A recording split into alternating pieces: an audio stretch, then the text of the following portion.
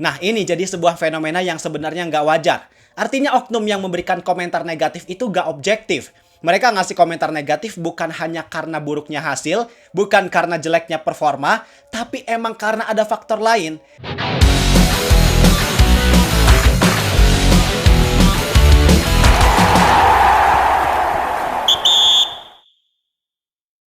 Yang namanya bawa nama negara di kancah internasional, jelas jadi sebuah kebanggaan. Karena dengan mereka yang dijadikan wakil negara, artinya merekalah yang terbaik di negara tersebut. Dan untuk di Indonesia, lebih sempit lagi untuk kompetisi BRI Super League, klub yang di musim ini punya tanggung jawab yang paling besar untuk berperan mewakili negara Indonesia adalah Persib Bandung. Yap, klub kebanggaan warga Jawa Barat tersebut emang dalam tanda kutip menggendong nama Indonesia di banyak level. Mulai dari kompetisi klub internasional yang mereka mewakili nama Indonesia di ajang Asia Champions League 2. Sampai di level tim nasional dengan kontribusi sebagai tim penyumbang pemain paling banyak. Artinya apa yang dilakukan oleh Persib Bandung ini adalah sesuatu yang baik dan prestisius yang tentunya bisa dibilang bahwa nama baik Indonesia ada banyak dalam genggaman Persib. Tapi, di balik hal positif tersebut, di balik perjuangan yang sedang mereka lakukan demi nama Indonesia, pasti ada selalu hal negatif yang menyertai. Apalagi kalau mereka ngelakuin kesalahan, misal kalah, blunder, atau bahkan pemainnya yang kurang tampil maksimal, wah itu pasti langsung jadi sorotan publik. Respon negatif pasti langsung muncul di mana-mana. Maka yang jadi pertanyaan kita semua, kenapa sih banyak orang yang sentimen banget sama Persib? Apakah karena mereka terlalu besar, terlalu kuat, terlalu berprestasi? Atau emang ada kesalahan yang mereka lakukan sehingga bikin banyak orang gak suka?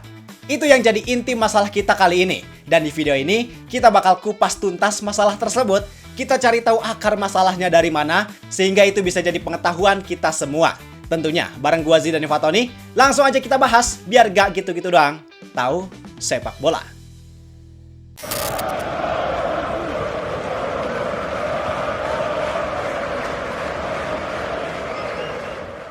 Pertama kita pahami dulu masalah yang memantik orang-orang jadi sentimen banget sama Persib. Sebenarnya banyak pemantiknya, tapi kalau yang terbaru adalah pas kualifikasi ronde 4 kemarin, yang Mark Klok dan Beckham Putra underperform banget. Itu emang wajar bikin banyak orang kecewa karena posisinya timnas Indonesia lagi ada di momen krusial, dan di situ mereka berdua sama sekali gak bisa diandalkan. Terus selain itu ada juga ketika Persib dapetin hasil negatif di kompetisi Asia. Apalagi pas musim kemarin, Persib padahal udah berusaha keras, udah berusaha maksimal. Tapi emang hasil mereka di ACL 2 musim kemarin sama sekali gak memuaskan, yang itu bikin mereka banyak banget dapat komentar negatif. Sampai Persib dibilang beban lah, badut Asia lah, dan lain-lain. Tapi nyatanya reaksi negatif itu gak cuma ada ketika Persib lagi underperform, karena di musim sekarang pun, yang performa Persib di Asia cukup memuaskan, komentar negatif nyatanya tetap ada. Nah ini jadi sebuah fenomena yang sebenarnya nggak wajar. Artinya oknum yang memberikan komentar negatif itu nggak objektif. Mereka ngasih komentar negatif bukan hanya karena buruknya hasil, bukan karena jeleknya performa, tapi emang karena ada faktor lain yang justru momen ketika Persib dapetin hasil jelek, itu malah jadi momen empuk. Malah jadi kesempatan dalam kesempitan buat mereka-mereka memberikan komentar negatif. Nah, gua udah menganalisis beberapa alasan utama yang bikin Persib banyak dapetin komentar negatif. Langsung aja kita bahas mulai dari yang pertama, karena Persib itu terlalu besar. Alasan pertama, tapi kita awali dengan alasan yang sederhana. Yang ini harus diakui oleh kita semua, siapapun kalau menilai secara objektif, pasti semuanya setuju kalau Persib emang klub besar. Dan yang bikin Persib besar bukan karena satu atau dua hal doang, tapi banyak hal kolektif yang bikin besarnya Persib ini jadi makin sempurna. Mulai dari segi sejarah, Persib jelas punya sejarah yang panjang, yang mereka udah berdiri sejak 1933, bahkan asal-usul mereka, yaitu Bandung Inland Football Bond, udah berdiri sejak 1919, yang bahkan mereka jadi salah satu klub pendiri PSSI. Artinya histori mereka bener-bener panjang banget dan gak usah diraguin lagi eksistensinya. Terus dari segi basis fans, jelas sangat besar. Bahkan fans mereka menganggap bahwa dukungan buat Persib itu adalah budaya yang harus dilestarikan secara turun-temurun.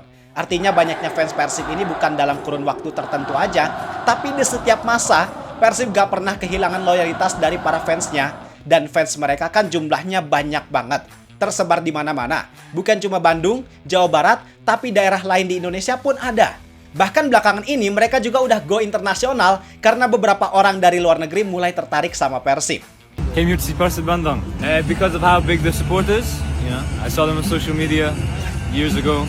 watched a video of loads and loads of fans, and so I started researching the Indonesian football scene, and the fan culture, and yeah, so I had to come to see it myself.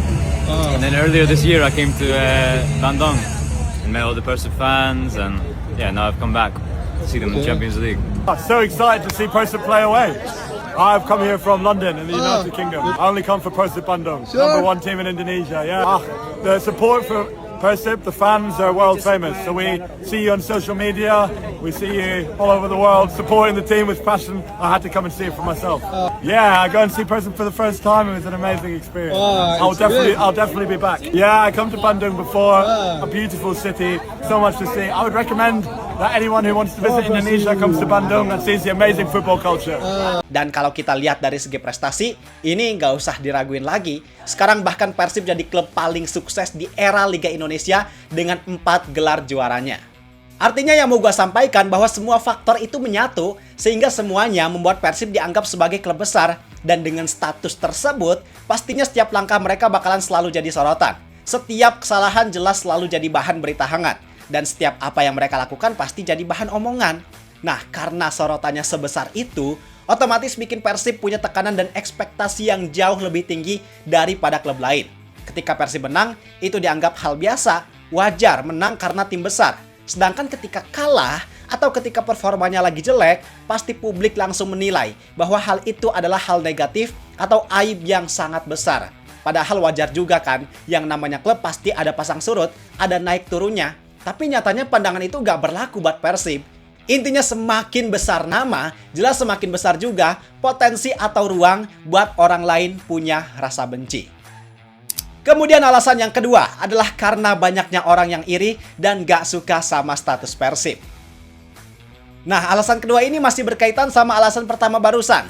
Tadi kan kita ngomongin bahwa Persib punya status sebagai klub besar. Ditambah lagi orientasi Persib sekarang bukan cuma pengen eksis di Indonesia, tapi pengen juga eksis di internasional. Makanya Persib sekarang berusaha buat memantaskan diri untuk benar-benar disebut sebagai klub profesional modern. Mulai dari mereka yang nggak punya ketergantungan sama pemerintah, banyak kolaborasi bisnis sama pihak swasta yang bikin mereka punya dana besar, fasilitasnya oke, pemainnya bintang semua, langganan timnas, mewakilin Indonesia di Asia, dan semua pencapaian lainnya. Nah, karena besarnya mereka, otomatis banyak klub yang berusaha buat menyaingi Persib. Timbul rasa persaingan yang tinggi dalam segala aspek, baik itu di dalam lapangan maupun di luar lapangan. Yang karena intensitas tinggi dari persaingan tersebut, akhirnya bikin Persib punya banyak rival. Pada dasarnya, dengan adanya rival ini jelas sangat bagus. Artinya mereka pasti bakal berlomba-lomba untuk grow, untuk tumbuh, supaya jadi yang terbaik. Tapi kalau kita lihat rivalitas di kalangan supporter, rivalitas tersebut justru terkadang malah dibawa ke arah yang negatif. Yang dalam hal ini mereka bisa aja punya pikiran, wah Persib udah makin gede, gak bisa dibiarin nih kalau klub kita ada di bawah mereka. Gitulah kurang lebihnya. Yang efeknya hal itu lama-lama malah menimbulkan rasa gak suka sama klub Persib yang berstatus sebagai rival mereka. Maka ketika Persib kalah atau bikin blunder, itu kayak momen yang ditunggu-tunggu sama mereka. Karena itu jadi kesempatan buat mereka lihat kekurangan Persib yang akhirnya mereka bisa ngasih komentar negatif untuk menjatuhkan citra dari Persib itu sendiri. Jadi kalau yang kita lihat di sini, bahwa komentar negatif itu nggak objektif. Terkadang bukan hanya karena performa jelek Persib di lapangan, tapi emang karena rasa benci yang dimiliki sama orang lain. Dan rasa benci itu muncul gara-gara efek dari adanya rivalitas tinggi. Dan karena sekarang eranya sosial media, ya pasti hal itu jadi bahan bakar panas buat mereka saling ngasih komentar negatif di sosial media. Dan sekarang yang ketiga, yaitu karena pengaruh sosial media. Nah ini enak nih kita bahasnya. Alasan pertama tadi berhubungan sama alasan kedua. Dan alasan kedua sekarang berhubungan sama alasan yang ketiga, yaitu dalam hal ini tentang sosial media. Jadi tentunya kita semua pasti sepakat bahwa sosial media di zaman sekarang punya pengaruh besar terhadap kehidupan. Ketika ada yang memberikan komentar yang dirasa komentar tersebut relate dengan perasaan pembaca, otomatis si pembaca bakal lebih mudah buat terpengaruh tanpa melakukan riset panjang dulu terhadap apa yang mereka dapatkan di sosial media, karena memang sekuat itu pengaruhnya. Dan dalam kasus yang kita omongin sekarang, apalagi Persib yang terkenal dengan engagement tingginya, otomatis ketika ada berita jelek atau negatif pasti lebih gampang dan lebih cepat buat viral karena adanya unsur Persib di konten tersebut. Dan algoritma sosial media emang kurang lebih kayak gitu. Ketika ada berita jelek, kontroversial, yang bikin orang emosi, justru konten tersebut makin rame. Maka nggak heran kalau misalnya berita jelek itu adalah berita tentang Persib, pasti langsung kena serbu netizen. Karena banyak banget faktor yang mendukung untuk konten tersebut bisa tersebar secara lebih luas. Dan yang bikin parah, kayak yang tadi gua bilang, kebanyakan orang terlalu cepat termakan sama apa yang mereka lihat dan baca tanpa melakukan riset mendalam. Tanpa ngerti secara lebih detail konteks yang ada dalam konten tersebut. Misal kayak kemarin, pas Beckham Putra lagi underperform. Emang dia di laga lawan Arab Saudi mainnya nggak maksimal.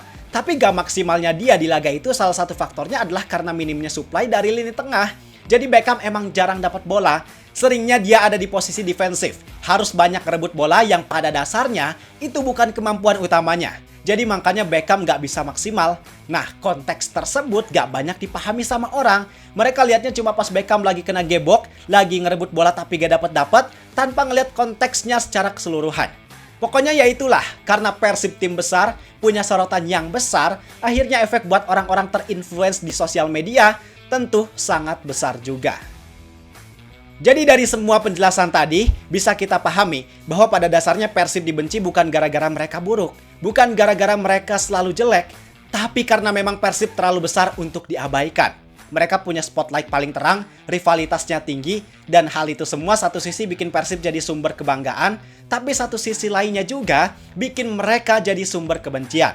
Dan mau nggak mau, itu adalah situasi yang harus dihadapi. Karena semakin tinggi seseorang untuk berdiri, jelas tantangannya semakin berat dan makin banyak orang juga yang pengen lihat mereka buat jatuh.